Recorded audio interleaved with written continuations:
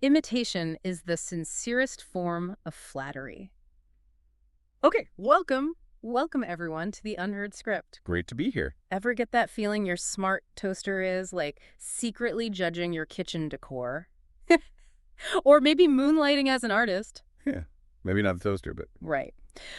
Well, today we're diving into something kind of similar, that sometimes funny, sometimes baffling question of when copying becomes, well, creativity, especially when our new robot friends get involved in making art. it's a really fascinating area right now. Totally. Like, why do we say humans are inspired when they borrow ideas, but if an AI does something that looks pretty close, suddenly we're yelling plagiarism? That's the core tension, isn't it? Exactly. And for everyone listening, figuring this out gives such a wild perspective on, creativity, technology, all that stuff. Let's get into it. Yeah, let's unpack it, because it really does make you question what creativity even is. Okay, so first off, human artists, they don't just like beam ideas down from space, right? They're always standing on the shoulders of giants, so to speak. Absolutely. I mean, think about writing itself. Yeah. We use words that already exist, grammar rules someone else figured Yeah, out. you can't just make up a new language every time you write an email. Huh. No, definitely not. And it's the same in art. In music, you have genres, conventions, tropes. Hmm. Artists work within those. They reference them, play with them. Right. Like if an artist paints a peaceful countryside scene, we get it. We understand it means peace, tranquility. It's like a shared code. Precisely. Those shared symbols are the language artists use to communicate effectively. Oh. Without that shared understanding, the art wouldn't connect. Okay, but then AI marches in.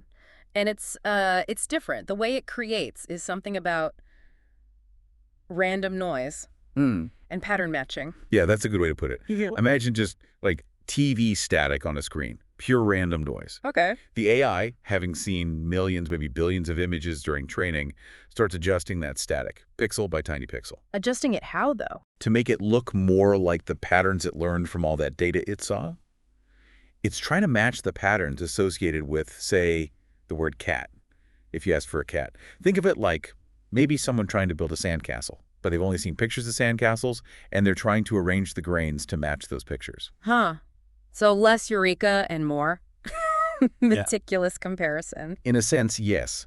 It's matching patterns extremely effectively based on its training, and crucially, based on the prompt we give it. Ah, the prompt. Right, the instructions. Exactly. That prompt is like the main guide. It tells the AI what kind of pattern to aim for.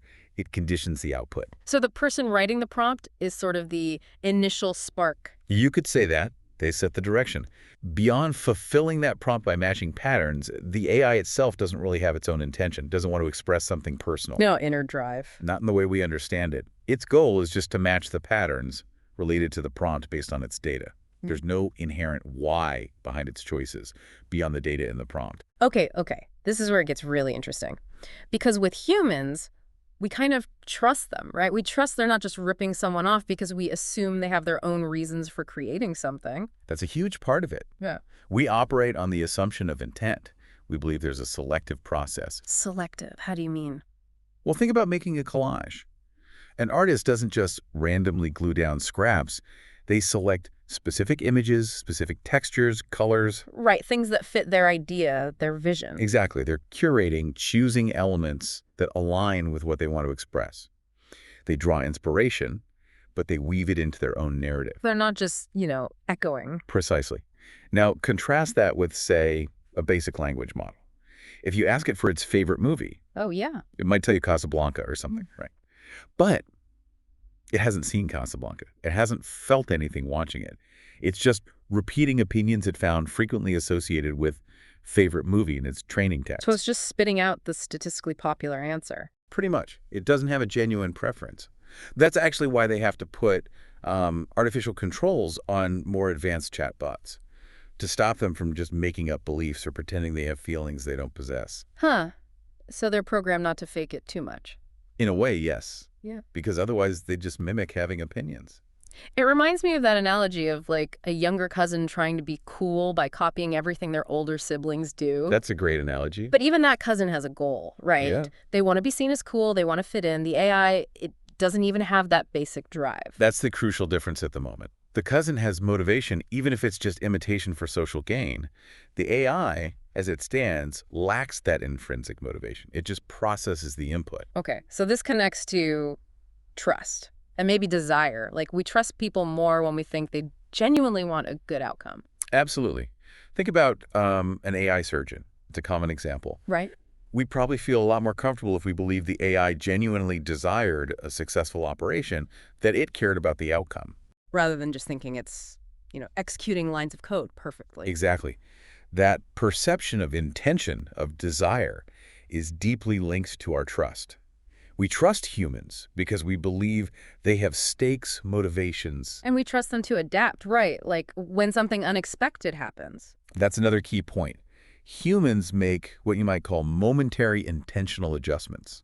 Driving is a perfect example. How so? If, I don't know, a deer jumps out onto the road, you don't just keep driving according to the pattern of staying in your lane. You react.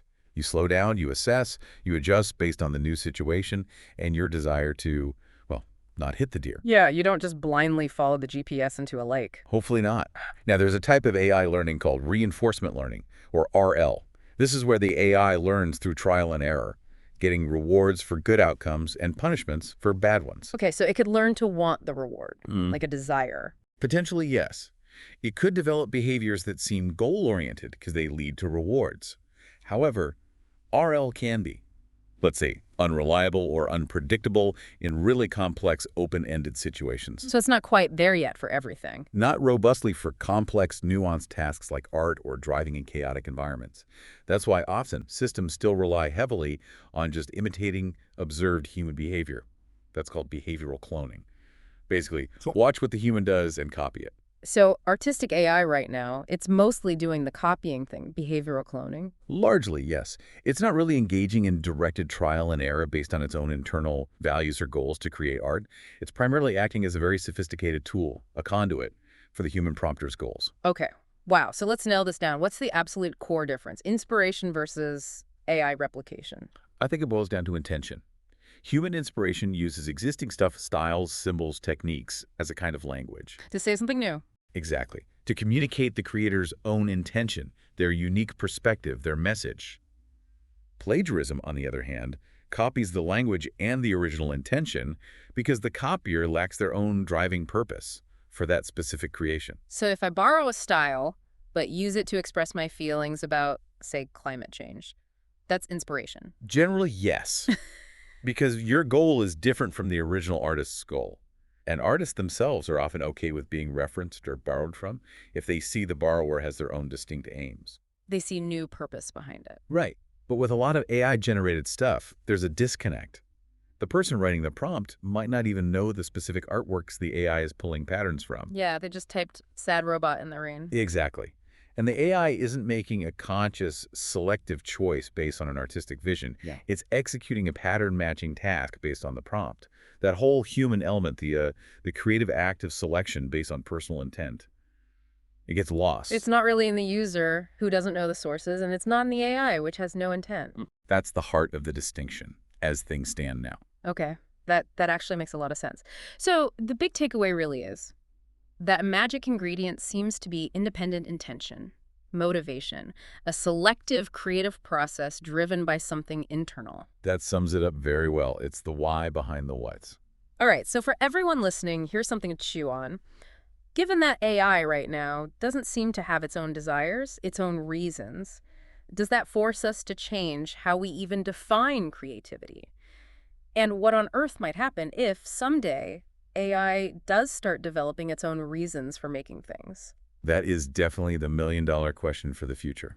Fascinating thought. Totally food for thought. And hey, if you found this whole chat about AI, art, and what makes us human creators interesting, Like we hope you did. yeah, please do us a solid. Hit that like button down below. Drop a comment with your own thoughts. We'd love to hear them. Share this video with anyone you think might dig it. And of course, please subscribe to the channel for more conversations like this.